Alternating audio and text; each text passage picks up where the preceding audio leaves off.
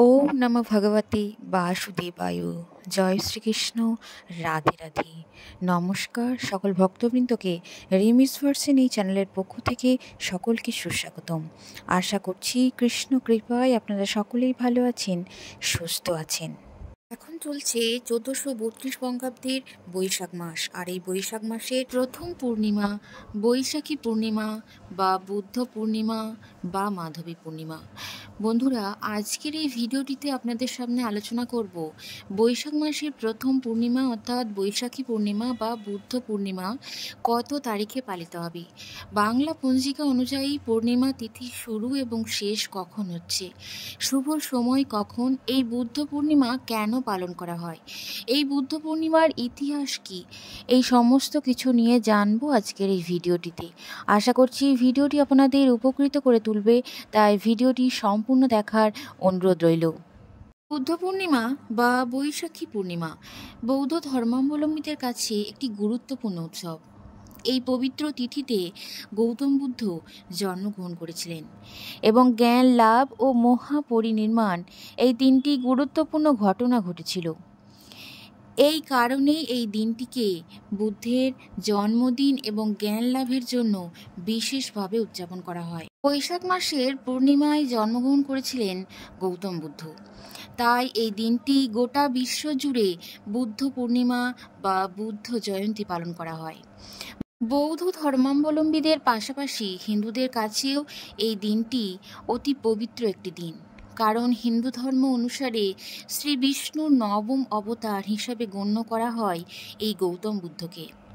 588 খ্রিস্টপূর্বাব্দে এই দিনে বুদ্ধদেব সাধনায় সিদ্ধি লাভ করেন এবং 543 খ্রিস্টপূর্বাব্দে তিনি মহানির্বাণ লাভ করেন। তাই বৈশাখ মাসের এই পূর্ণিমা বুদ্ধ পূর্ণিমা নামে খ্যাত।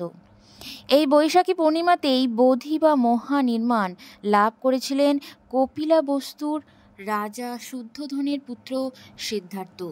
রাজপুত্র থাকা সত্ত্বেও রাজ পরিবারের বিলাসবহুল জীবন ত্যাগ করে নেমে এসেছিলেন রাস্তায়, উপলব্ধি করেছিলেন প্রকৃত জীবনকে।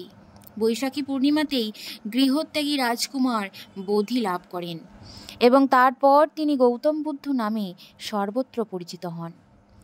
তিনি তথাগত নামেও পরিচিত।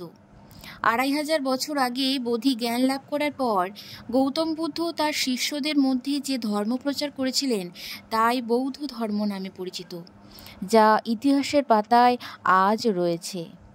ভারতের এই দিনটি যেমন বুদ্ধ পূর্ণিমা বা বৌদ্ধ জয়ন্তী নামে উদযাপন করা হয়, তেমনি Sri Lanka, Myanmar, Cambodia, Java, Indonesia, Tibet এই সকল জায়গাগুলিতে দিনটিকে ভেষক নামে পালন করা হয়।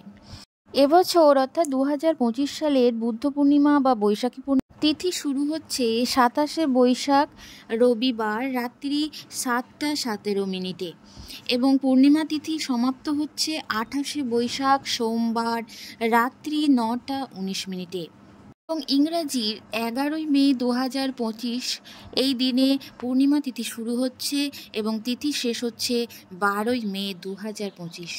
উদয়া তিথি অনুযায়ী পূর্ণিমা পালন করা হবে 28শে বৈশাখ 1432 বঙ্গাব্দ এবং ইংরাজির 12ই মে 2025।